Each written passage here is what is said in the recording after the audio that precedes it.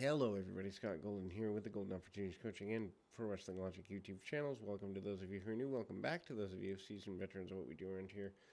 This is Pro Wrestling Logic. This is 624, 94. This is Scott Hall and Matt Hardy, a very young Matt Hardy, and otherwise known as Razor Ramon and Matt Hardy. Takes Matt up and over. Very basic maneuver by Scott Hall, and Hardy pokes to the eyes, really basic, and gets a couple chops off. He does not look least bit good, and Hall manages to light Hardy up and ultimately does not get anything other than a good bumping match out of Hardy. And again, Scott Hall manages to go in a pretty basic match. Does the overhead slam, does the back suplex, and the razor's edge. 1, 2, 3, off we go. And this is the run there. Virgil defeats Reno. Reagan's Virgil, still around here in the summer of 1994. Did not realize he remained that long with the promotion. Actually thought he left in sometime in 93. So interesting to me when guys last longer than I remember them lasting. And I was a pretty religious watcher up through, well, probably about 99. I watched, but was only half watching by post WrestleMania 14. Actually, being in the business made me like WWE less, or WWF at the time less, which is kind of an ironic thing, just because I actually cared about match quality and they didn't seem to. Anyway, Hall, otherwise known as Razor Ramon in this time, pretty aggressive in his pursuit of winning a match here. King of the Ring report, we hear that the Anvil Jim Neidhart turns on Bret Hart. We also see that Owen Hart is your King of the Ring. Reno Reagan's, as mentioned, against Virgil up here next, and Virgil probably not long for the promotion. Virgil ducks clothesline, tries to get a kind of roll, doesn't get what he wants on that, does get a leapfrog and a drop kick, and he is pretty aggressive, assertive in his pursuit of victory. Virgil hooks his man up after the Russian leg sweep and the $1 Million Dream. Virgil pretty aggressive in that time period, and then we see the team of Well Done, Timothy Well and Stephen Dunn, Smoky Mountain transplants, so to speak. Jim Cornette trying to get people jobs as they go forward out of Smoky Mountain readiness, and also Well and Dunn managing to get a good run from this little mini run here. Marty Garner and Kenny Hendricks are the opponents there.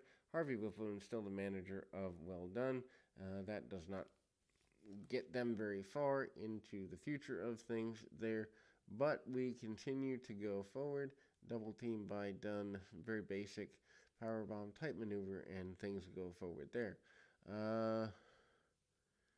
Let's see. Then we go to Doink the Clown, still under the auspices of Ray Apollo at the time, and he goes against Tracy Pandell.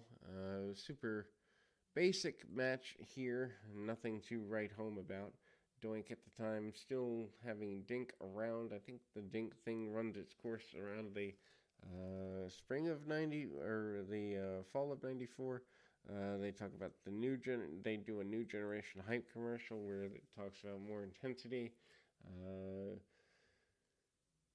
Pandell takes his man down, gets an arm drag and other very basic maneuvers. He is whiter than a glass of milk, so I don't think he'll be back.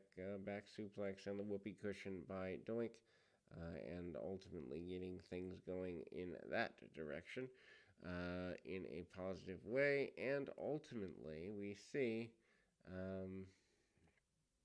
Doink managing to get the whoopee cushion and the win. And more highlights from the King of the Ring, including the run-in from the Jim the Anvil Neidhart into the Diesel match. Still questioning whether Diesel is going to be a major force.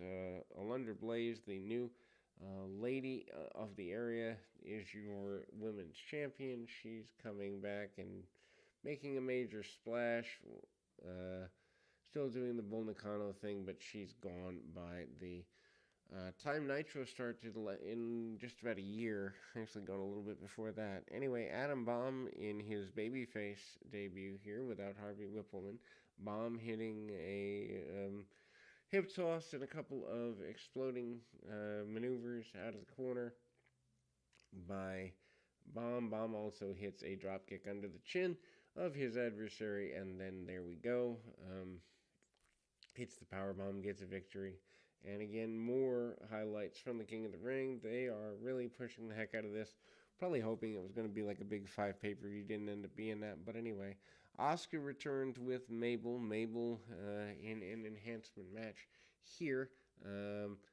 Gets a quick victory, including a big spinning heel kick and a big splash over his adversary in relatively quick order, and the enhancement talent falling to Mabel on this particular occasion, happening to be Curtis Hanson, not a name I know a lot about. Then we go to Bam Bam Bigelow facing off against Ryan Scott.